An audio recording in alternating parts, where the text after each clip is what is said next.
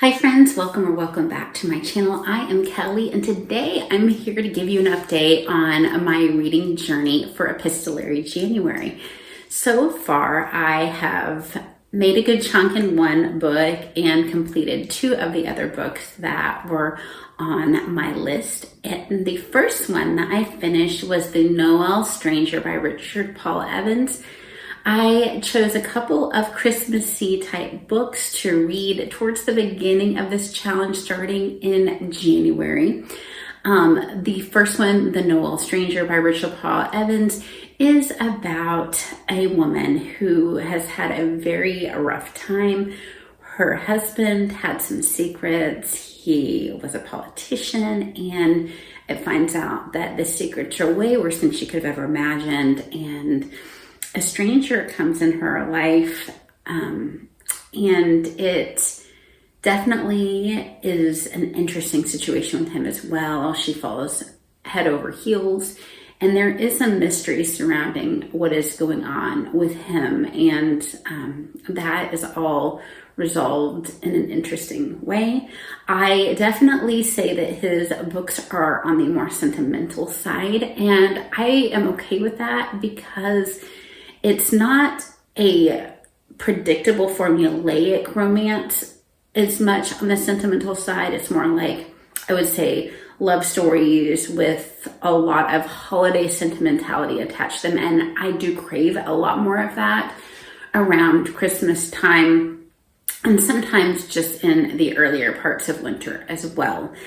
I also completed The Last Christmas in Paris, and this is by Hazel, Gaynor, and somebody else. Let me see if I have my notes here. And Heather Webb.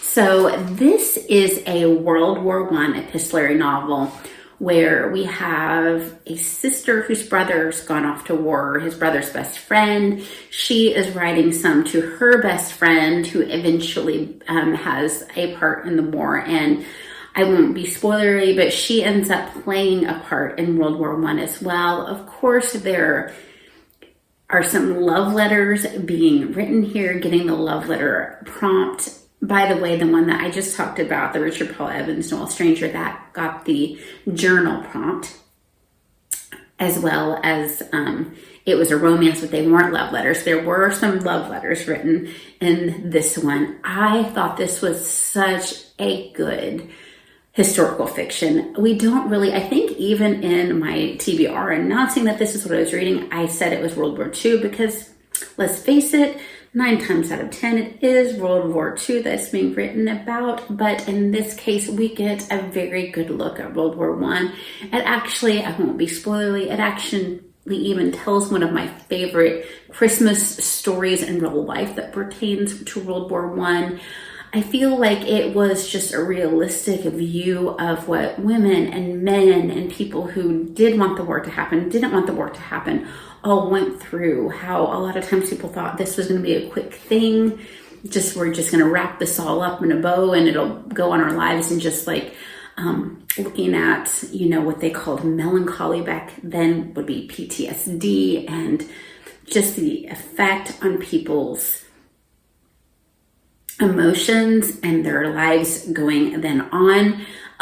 We deal with a little bit of talk about like Spanish influenza and how that added another complexity, but I never felt bogged down or depressed or like I didn't want to go on with the story.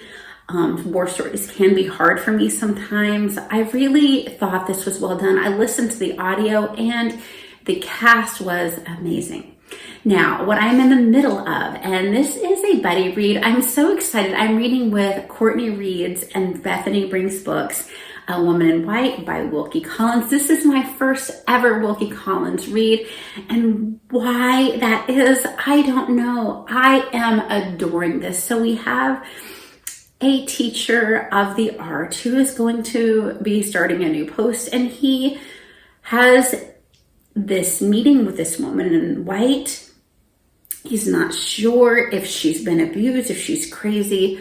Other people he meets are intersecting with her somehow. And then there are other people brought in that you think have no idea or nothing to do with anything that seem to maybe. I am in the second section of the second epic right now, and I have no earthly idea what the heck is going on or where this is going. You know, you have theories. Bethany said this is just a very atmospheric book, and I would agree. I am really enjoying it so far. So that is where I am so far in my Epistolary January reads. Are you taking place in Epistolary January? Have you read any of these that I have discussed? I would love to know what you're reading, whether it's for Epistolary January or not. And I hope that you are doing well so far this January. Read a lot. Bye-bye.